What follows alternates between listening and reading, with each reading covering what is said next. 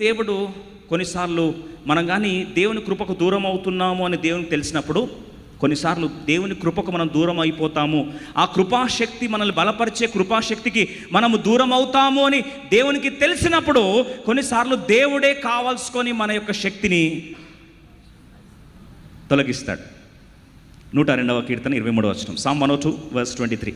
102వ కీర్తన 23వ వచనం చూస్తే అద్భుతమైన మాట చూడండి. నేను ప్రయాణము చేయుచుండగా ఆయన నా బలము కృంగజేసెను నా దినములు. ఇప్పుడు ప్రయాణం చేస్తున్నప్పుడు కీర్తనకాడు అంటాడు, దేవుడు నా బలాన్ని ఏం చేశాడంట? కృంగజేశాడు. బలం ఏమైందండి? సడన్గా తీసేశాడు.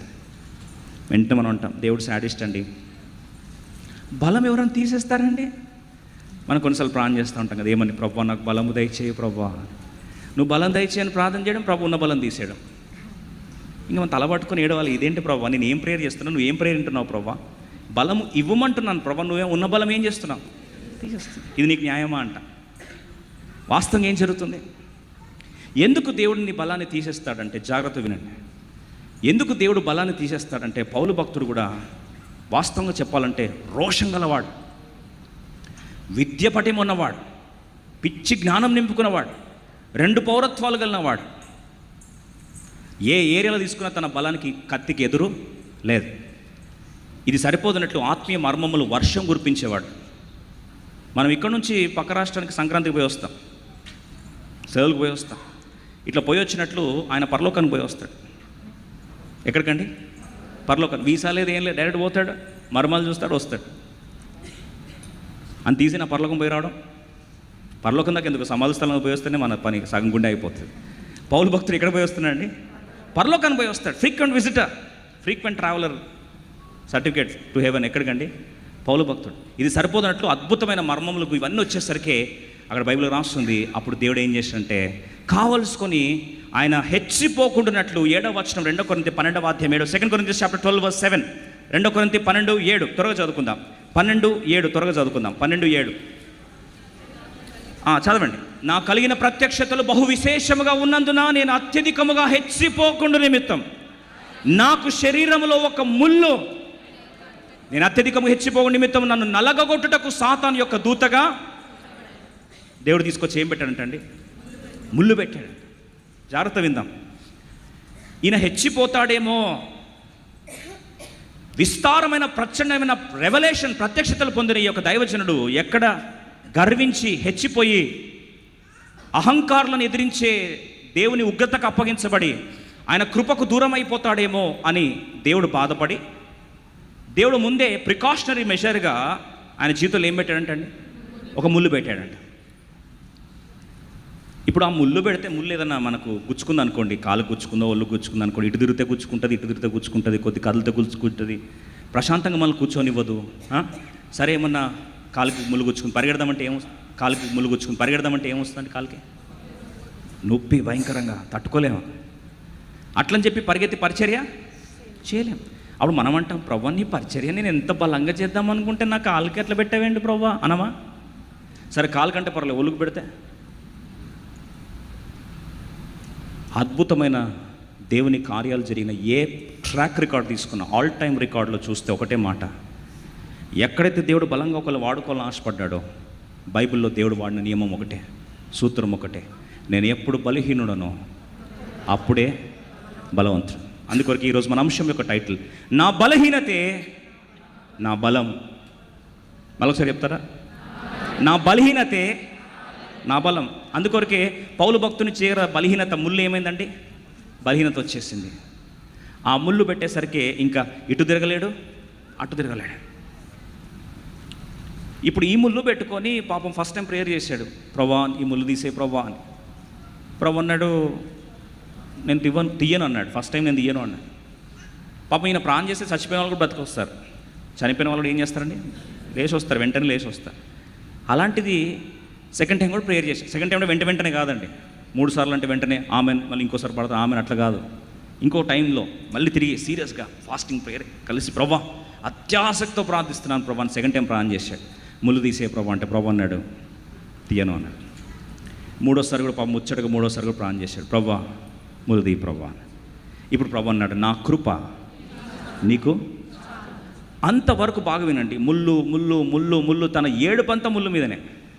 ప్రార్థన మనలు అన్నీ కూడా సెంటర్డ్ అరౌండ్ ముళ్ళు. ప్రార్థన అంశంలో ఒక పర్సంటేజ్ తీస్తే హైలైట్ అంతా మెజారిటీ ఏరియా అంత ఏరియాలో ఉందండి ముళ్ళు ముళ్ళు ముళ్ళు ముళ్ళు. ఇప్పుడు ఎప్పుడైతే మూడోసారి ప్రభు నా కృప నీకు చాలు అన్నాడో, వెంటనే ఆయన వర్షిప్ ఎక్స్పీరియన్స్గా మారి, నా బలహీనత యందే నేను అతిశయించుచున్నాను. ఎందుకు అతిశయిస్తున్నాను అంటే, నీ బలహీనత యందే ఆయన శక్తి ఏమవుతుందండి? పరిపూర్ణం. అదేంటి బలహీనతలో శక్తి పరిపూర్ణం ఎలా అవుతుంది? ఎందుకంటే ఎప్పుడైతే ఒక ముళ్ళు మనల్ని ఏం చేస్తుందండి, బాధ పెడతా ఉంటుంది కదా, ఆ బాధ పెట్టబడుతున్న ముళ్ళులో ఆటోమేటిక్గా తెలియకుండానే మనం ఏమవుతామంటే బలహీనమైపోతూ ఉంటాం. ఆ బలహీనమైపోయినప్పుడు విరిగిపోయిన పాత్రలుగా మార్చబడుతూ ఉంటాం. అప్పుడు ఆటోమేటిక్గా దేనికి అర్హులం అవుతాం? దేవుని కృపకు అర్హులం అవుతాం. ఆ కృప మనల్ని ఏం చేస్తుందంటే, మన బలహీనతలో ఆయన బలాన్ని ఏం చేస్తుంది? పరిపూర్ణం చేస్తుంది. అర్థమైన ఒకసారి చేయతండి.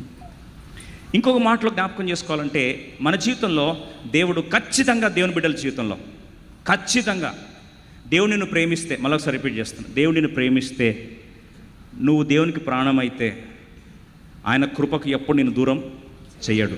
అంటే ఇండైరెక్ట్ మీనింగ్ ఏంటంటే, ముళ్ళు పెడతాడు. కరెక్ట్. నువ్వు గర్వించి హెచ్చిపోవద్దని చెప్పి ప్రతి దేవుని బిడ్డ జీవితంలో దేవుడు ఒక ముళ్ళు పెడతాడు. ఆ ముళ్ళు బహుశా నీ జీవితంలో అనారోగ్య సమస్య అయి ఉండొచ్చు, సడన్ మెడికల్ డయాగ్నోసిస్ అయి ఉండొచ్చు. ఆ ముళ్ళు కొన్నిసార్లు హైపర్ టెన్షన్, బీపీ అయి ఉండొచ్చు. ఆ ముళ్ళు కొన్నిసార్లు సడన్గా రిపోర్ట్స్ చూసుకుంటే, అయ్యా అదేంటి, వెంటనే డాక్టర్ హైలైట్ చేస్తాడు రౌండ్, 2 సీరియస్ అమ్మా అనేసరికి మనం వెంటనే వర్షిప్ చేయాలి. ఏమని? ప్రభువా నాకేం పెట్టావు? ముళ్ళు. కొన్నిసార్లు థైరాయిడ్ సమస్య ఒక ముళ్ళు, ఆర్థరైటిస్ ఒక ముళ్ళు, షుగర్ ఒక ముళ్ళు, బీపీ ఒక ముళ్ళు, క్యాన్సర్ ఒక ముళ్ళు. కొన్నిసార్లు ఫిజికల్ యాక్సిడెంట్ అయ్యి సడన్గా దేవుడు నడవలేని పరిస్థితి చేస్తాడు, అదొక ముళ్ళు. ఈ ముళ్ళులు పెట్టేసరికి మనం వెంటనే అంటాం, ఏంటి ప్రభా నేనంటే నీకు అస్సలు ప్రేమ లేదా ప్రభా అంటే, ప్రభు అంటే ప్రేమ ఎక్కువైంది కాబట్టి ఏం చేశాను? ముళ్ళు పెట్టాను. ఎందుకంటే ముళ్ళు తీసేస్తే నువ్వేమవుతావు? గర్విస్తావు. గర్విస్తే ఏమవుతావు? నా కృపకు దూరం అయిపోతావు. కృపకు దూరం అయిపోతే నా ఆశీర్వాదానికి దూరం అయిపోతావు. అప్పుడు వాస్తవంగా బలమున్నా సరే బలమున్న బలహీనుడు అయిపోతావు. కాబట్టి నీకేమిస్తా? ముళ్ళు పెడతాను. అప్పుడు ముళ్ళును బట్టి మనం ఏం చేయాలంటే, నా ముళ్ళును బట్టి నేనేం చేస్తున్నాను? అతిశయిస్తున్నాను. ఇప్పుడు మన ముళ్ళు ఏంటి? మన బ్రాకెట్లో ఒక్కొక్కరు దేవుడు స్పెషల్ ముళ్ళు పెడతాడు. కొంతమంది ముళ్ళు వాళ్ళ అత్తనే ఒక ముళ్ళు, అత్తకి కోడలు ఒక పెద్ద ముళ్ళు. అంతవరకు బ్రదర్ ప్రశాంతంగా ఉన్న మా జీవితంలో పెద్ద ముళ్ళు బ్రదర్, సర్కారు ముళ్ళు ఇది. ఆ ముళ్ళు వచ్చినప్పటి నుంచి మా జీవితం అంతా డాష్. ఇటు లేస్తే బాధ, అటు లేస్తే బాధ, యూట్యూబ్ ఆన్ చేస్తే బాధ, కూర్చుంటే బాధ, టీవీ ఛానల్ ఓపెన్ చేస్తే బాధ, మెసేజ్ చూస్తే బాధ, వాట్సాప్ చూస్తే బాధ. ఇదేం ముళ్ళు ప్రభువా అనిపించిందా? సంతోషపడాలి. ఏమని నవ్వుతున్నారు కానీ జవాబు చెప్పరు ఏంటండి? ఎవరు మీకు ముళ్ళులే లేవా? ముళ్ళు లేవంటే మీరు ప్రళంగా దేవుని కొరకు వాడబడరు. ముళ్ళు దేవుడు ఖచ్చితంగా పౌలు లాంటి దైవజనునికి ఏం పెట్టాడండి? అండ్ ఇంకోటి, ముళ్ళు ఏ ఏరియాలో పెడతాడు తెలుసా అండి? ఏ ఏరియా అయితే ఇదొక్కటి ముట్టొద్దు ప్రభు అంటావు చూడు, ఆ ఏరియాలో ముళ్ళు పెడతాడు. నువ్వు ప్రార్థన చేసినప్పుడు ఏమంటావు? ప్రభు ఏదన్నా ముట్టు, ఇది ఒక్కటి తప్ప అంటావు చూడు, అక్కడే ముళ్ళు పెడతాడు దేవుడు. ఎగ్జాంపుల్ కొన్ని చెప్పాలని ఆశపడతాను. ఇశ్రాయేల్ ప్రజలకు మహానాయకుడుగా దేవుడు ఏర్పాటు చేసుకున్నాడు మోషేని. మోషే యొక్క బలహీనతే, ఇప్పుడు వాక్యం ప్రకారం ఆయన బలహీనత ఏమవుతుంది? బలం అవుతుంది కదా. మరి మోషే అన్ని లక్షల మంది నడిపించడానికి కొరకు ఆయన యొక్క అతి భయంకరమైన బలహీనత ఏది అంటే, ఒక ఆరేటర్గా, ఒక లీడర్కి కావాల్సింది ఏంటంటే వాక్చాతుర్యం కావాలి. వాక్చాతుర్యంతో పాటు నాలుక కూడా దానికి ఏం కావాలి? సహకరించాలి. ఒక లీడర్కి గొంతు ఓపెన్ చేస్తే అనర్గళంగా దంచి పడేయాలి కదండి, మొత్తం మిజైల్స్ దింపాలి నోటితోని. అలాంటిది ఇప్పుడు మహానాయకుడైన మోషేకి దేవుడు ఈ అతి ప్రాముఖ్యమైన ఏరియా ఏదైనా కావాలి అంటే ఏరియా ఉండాలి, అనర్గళంగా వాక్చాతుర్యం ఉండాలి, వాక్చాతుర్యంతో పాటు నాలుక సరళంగా ఉండాలి. అయితే మోషేకి దేవుడు ఏ బలహీనత పెట్టాడు? నోటి మాంద్యము, నాలుక మాంద్యము, మాట మాంద్యం. అంటే పాపము మాట్లాడాలంటే బ్రదర్కి లాగ్ వస్తూ ఉంటుంది. thus says the Lord, దేవుడు యెహోవా సెలవించుచున్నాడు అని ఫరో ముందు నిలబడాలంటే నాట్ జోక్ అండి, సీరియస్గా నిజంగా ఒకవేళ మీరు అనొచ్చు మోషేని ఎగతాళి చేస్తారు. కాదు, అది వాస్తవం అండి, వాస్తవం. It is true. యెహోవా సెలవిచ్చుచున్నాడు, నా ప్రజలను పోనేమో. ఈ రేంజ్లో వాయిస్ రావాలి యాక్చువల్గా. ఎవరి ముందు? ఫరో ముందు. ఫరో చెప్పు అంటే యెహో అంటే వెంటనే ఏముంటుందని ఫరో ఎందుకు తీసుకొచ్చారా ఆయన టైం వేస్ట్ చేయడానికి అని. ఒక మాట స్టేట్మెంట్ ఫ్లోలో రాదు, అంత లాగే. ఏంది బాబు ఏం చెప్తున్నావు నువ్వు, ఏ అంటావు, తర్వాత హోకి మధ్యలో ఇంత గ్యాప్ వస్తుంది, రాదండి? బాగుంటుందా? మీరు చెప్పండి. మీరు మోషే పోషణలో మేము పెడితే ఇంత టార్చర్ అండి. ప్రతి మాటకి ఆయన గుర్తొచ్చేది ఏంటంటే ఆయన బలీనత. What a horrible experience it is that every word reminds him about his weakness. కానీ ప్రభుకు స్తోత్రం, అదే బలీనతలో దేవుడు మోషేని అతి బలవంతమైన నాయకుడిగా మార్చుకున్నాడు. ఆయన మాట సెలవిస్తే సముద్రాలు ఏమైనాయండి? గడగడలాడాయి, పంచభూతాలు వణికాయి. The most weakest man became the most strongest man. మాట్లాడడమే కష్టము అన్న వ్యక్తికి, మాటలు పలకడమే కష్టం అన్న వ్యక్తికి ఆయన బలహీనతే అతి గొప్ప బలముగా దేవుడు ఏం చేశాడు? మార్చుకున్నాడు. భారతదేశంలో అద్భుతమైన పరిచయం చేసిన దైవజనులు భక్సింగ్ గారికి ఉన్న బలహీనత ఏం తెలుసా అండి? నత్తి, నోటి మాంద్యం, స్పీచ్ క్లారిటీ ఉండదు భక్సింగ్ గారు మాట్లాడితే. అందుకొరకే కొన్ని పాశ్చాత్య దేశాలకు పరిచయకి వెళ్తే భక్సింగ్ గారు ఇంగ్లీష్లో మెసేజ్ చెప్తే ఇంకొక ట్రాన్స్లేటర్ ఇంగ్లీష్ టు ఇంగ్లీష్ చెప్పేవాడు. ఎందుకు ఇంగ్లీష్ టు ఇంగ్లీష్ అంటే, బ్రదర్ ఇంగ్లీష్ వాళ్ళకి అర్థమయ్యేది కాదు కాబట్టి దాన్ని వాళ్ళకి అర్థమయ్యే ఇంగ్లీష్లో కన్వర్ట్ చేయడానికి ఈ మధ్యలో ఆ స్పీచ్ డిఫికల్టీ ఉందని చెప్పి ఇంకో ట్రాన్స్లేటర్ని పెట్టుకున్నాడు. ఎందుకు చెప్తున్నా తెలుసా అండి? భక్సింగ్ గారిని ఒకరు అడిగారు ఇంటర్వ్యూ చేస్తూ, అదేంటి బ్రదర్, ఇన్ని వేల సంఘాలు కట్టబడుతున్నాయి, పరిచర్య ప్రచండంగా జరుగుతూ ఉంది, మీకు ఈ నత్తి, ఈ నోటి మాంద్యం, బలహీనత కనిపించలేదా అని. యునో వాట్ ఈ సెడ్? ఏమన్నా తెలుసా ఆయన? దైవజనులు ఒక మాట అన్నారు, అది నా నిజమైన బలహీనతే, అది నాకు. కానీ ఆ బలహీనతలోనే దేవుడు నా బలంని ఏం చేశాడు? పరిపూర్ణపరిచాడు. For every word I had to depend upon his grace. ప్రతి మాట నేను పలికానంటే నేను కృప తప్ప వేరే మాట పలకడానికి నాకు శక్తి లేదా. I had to be absolutely depended upon grace for every word. ఒక్కొక్క మాటకు నేను ఎవరి మీద ఆధారపడాల్సి వచ్చింది?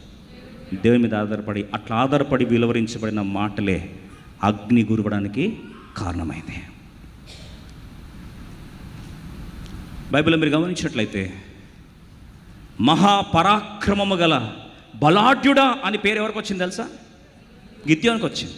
హెబ్రీయుల పత్రిక 11:34 బుక్ ఆఫ్ హీబ్రూ చాప్టర్ 11:34, 11:34 త్వరగా చదివితే అక్కడ 32 చదువుతాం. హీబ్రూ 11:32లో ఒక లిస్ట్ స్టార్ట్ అవుతుంది. లిస్టులో మొదటి పేరే గిద్యోని గురించి రాస్తుంది. ఇంక ఏమని చెప్పుదుము? గిద్యోను, బారాకు, సంసోను, యెఫ్తా, దావీదు, సమూయేలు, వారి గురించి ఇక్కడ రాసి లిస్ట్ స్టార్ట్ అయింది. ఫస్ట్ పేరు ఎవరిది వచ్చిందండి? గిద్యోన్. ఇప్పుడు గిద్యోన్ గురించి 34వ వచనంలో గమనిస్తే 34 ఒక్కొక్క లిస్ట్ వస్తూ ఉంది. అగ్ని బలమును చల్లార్చిరి, ఖడ్గదారను తప్పించుకొనిరి. ఇది మన ఈరోజు మెసేజ్ యొక్క అంశం యొక్క శీర్షిక, బలహీనులుగా ఉండి బలపరచబడిరి. చాలండి, ఒక్క మాట చాలు. బలహీనులుగా ఉండి బలపరచబడిరి, యుద్ధములో పరాక్రమశాలురైరి, అన్యుల సేనలను. ఈరోజు మనం శీర్షికగా బలహీనులుగా ఉండి బలపరచబడిరి. Their all journey began with weakness. బలహీనతలో వారి యాత్ర ఆరంభమైంది. అక్కడే వారు ఏమయ్యారండి? బలపరచబడ్డారు. Let me tell you this, ఏ ప్రాంతం అయితే దేవుడు నిన్ను బలహీనపరుస్తున్నాడో అదే ప్రాంతంలో కృపాశక్తి విడుదల చేసుకొని దేవుడు నిన్ను బలంగా వాడుకోవాలని ఆశపడుతున్నాడు.